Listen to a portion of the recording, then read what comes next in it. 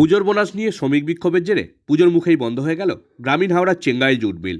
আর এরই জেরে কর্মহীন হয়ে পড়লেন প্রায় 7,000 শ্রমিক। জানা গেছে, পুজোর বোনাসের দাবিতে বৃহস্পতিবার দুপুর থেকে দফায় দফায় চেঙ্গাইল জুট মিলে শ্রমিকরা বিক্ষোভ দেখান। এমনকি মিলের ভিতরে ভাঙচুর চালানোরও অভিযোগ ওঠে। এই পরিস্থিতিতে দাঁড়িয়ে শুক্রবার সকালে নিরাপত্তার অভাব দেখিয়ে মিলের গেটে সাসপেনশন অফ ওয়ার্ক নোটিশ ঝুলিয়ে দেয় মিল কর্তৃপক্ষ। হঠাৎই পুজোর আগে মিল বন্ধ হয়ে যাওয়ায় চরম সমস্যায় পড়েছেন প্রায় 7,000 শ্রমিক ও তাদের পরিবার। যদিও সাসপেনশন অফ ওয়ার্ক নোটিশ নিয়ে কোনো মন্তব্য করতে রাজি হয়নি মিল কর্তৃপক্ষ।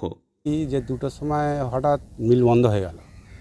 বন্ধ হয়ে যাওয়ার পরে তারপরে দেখছি যে কিছুক্ষণ মানে 3টে সাড়ে 3টে নাগাদ ভাঙচুর আরম্ভ হয়ে গেছে। গণ্ডগোলটা প্রথম হচ্ছে বোনাসের নিয়ে দাবি ছিল যে বোনাসটা দিয়ে দিতে হবে। ওরা 2 দিনের টাইম দিয়েছিল, কালকে কিন্তু দেয়নি। না দেওয়ার ফলে এখানে মোটামুটি ধরে নিন এখন সব নিয়ে মোটামুটি 6 থেকে 7,000 খুবই অসুবিধার মধ্যে আছে।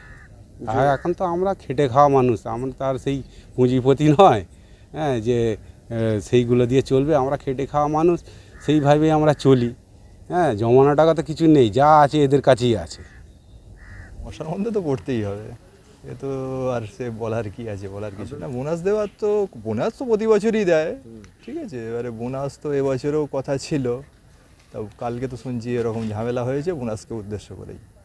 না, এখন তো গেট বন্ধ দেখছি, আমাদের তো এসিফটি ডিউটি ছিল, সকালে আসিনি আমি, ওই বেলায় এসছি এই কিছু না। কাউকে কেউ কাজে ঢুকছে না, তো গেট বন্ধ।